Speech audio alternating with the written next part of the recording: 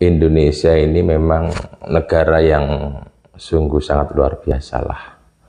Tentu saja kalau dibandingkan dengan negara-negara yang lain dalam membangun kerukunan. Coba di Eropa itu menjadi pecahan negara yang kecil-kecil begitu, meskipun agamanya hampir sama lah di antara negara-negara yang pecah-pecah itu. Demikian juga di Timur Tengah. Di Timur Tengah itu menjadi negara yang kecil-kecil juga, meskipun agamanya hampir semuanya sama, mayoritas sama, kemudian bahasanya juga sama, tradisi budayanya juga sama gitu. Timur Tengah, Eropa itu hampir memiliki kesamaan lah tradisi dan budayanya, tapi menjadi satu negara tidak bisa.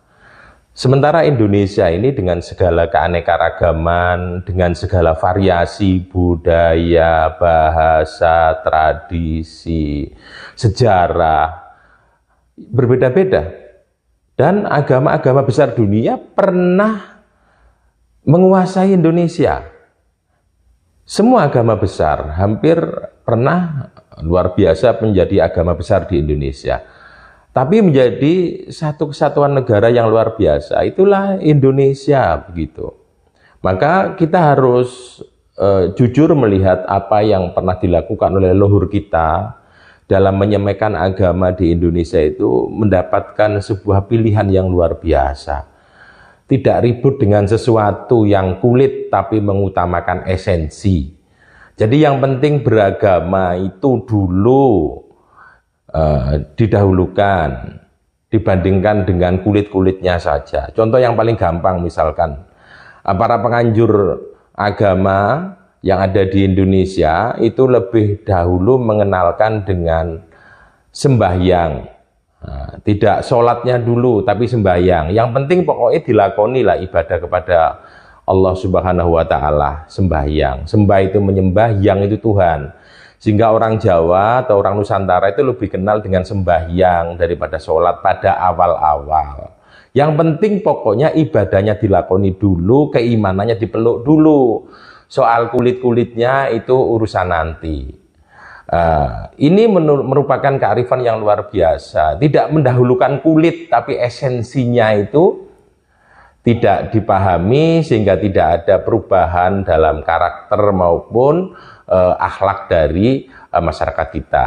Poso tidak dikenalkan dengan istilah-istilah soim atau saum gitu, tapi dikenalkan poso karena masyarakat Nusantara khususnya Jawa sudah kenal dengan upawoso sehingga sudah paham gitu. Demikian juga dengan dikenalkan dengan langgar begitu, tidak langsung disebutkan dengan musola begitu. Masyarakat Jawa atau Nusantara pada waktu itu masih belum paham apa yang disebut musola, tapi kemudian dikenalkan dengan langgar. Kenapa kok langgar? Langgar kan hampir mirip dengan tempat ibadah sebelum Islam. Masyarakat Jawa itu dulu kalau beribadah kan di sanggar. Maka masih sering kita dengar di wayang kulit itu ungkapan-ungkapan ayo ngger melbu sanggar pamujan amujo marang Gusti kang murbeng dumadi gitu. Sering kita dengar itu, maka dibikinlah istilah langgar. Langgar kan mirip dengan sanggar, sehingga tidak terjadi culture shock, kejutan budaya, sehingga masyarakat tidak protes, karena dia paham kalau langgar itu dekat dengan sanggar.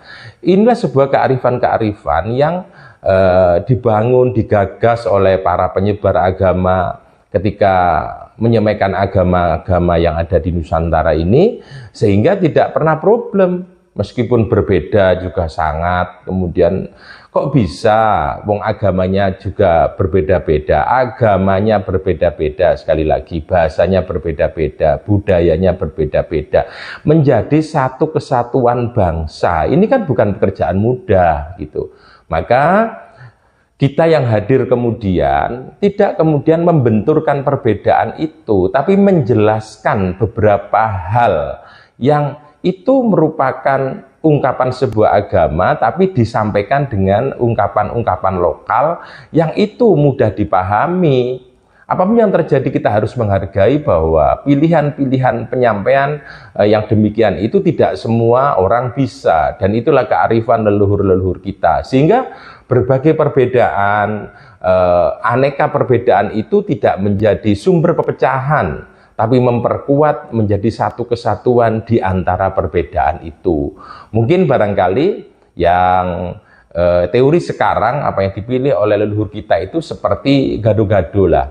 Tahu tidak usah berubah menjadi tempe, sayur toge tidak usah berubah menjadi selada atau gubes, tapi yang jelas ada toge, ada tahu, ada tempe, ada kerupuk, dan ada bumbunya tentu saja, tentunya ada sambalnya juga, tapi menduduki posisi dan formasinya masing-masing menjadi satu kesatuan gado-gado. Tapi enak dimakan, enak dinikmati gitu, sehingga kita harus berkearifan, kemudian jangan menjas apa yang telah dilakukan leluhur kita itu salah, tapi itu sebuah pilihan yang sungguh sangat luar biasa, dan itu kalau tidak orang memiliki kejeniusan yang luar biasa, tentunya tidak bisa mengambil pilihan seperti itu. Ternyata di negara-negara, sekali lagi, yang memiliki aneka persamaan tidak bisa menjadi satu. Sementara Indonesia memiliki aneka perbedaan justru menjadi satu kesatuan. Maka hentikan kemudian kita membentur-benturkan antara budaya dan agama. Yang jelas apa yang dilakukan oleh leluhur kita memiliki manfaat yang luar biasa. Tidak saja dia bisa menyemekan keimanan-keimanan yang luhur di negeri ini, tapi satu lagi yang jangan dilupakan bahwa bisa mempertemukan antara budaya dengan agama yang datangnya tadinya dari luar Nusantara, kemudian bisa berkembang luar biasa menjadi sebuah taman indah yang bernama Nusantara atau Indonesia.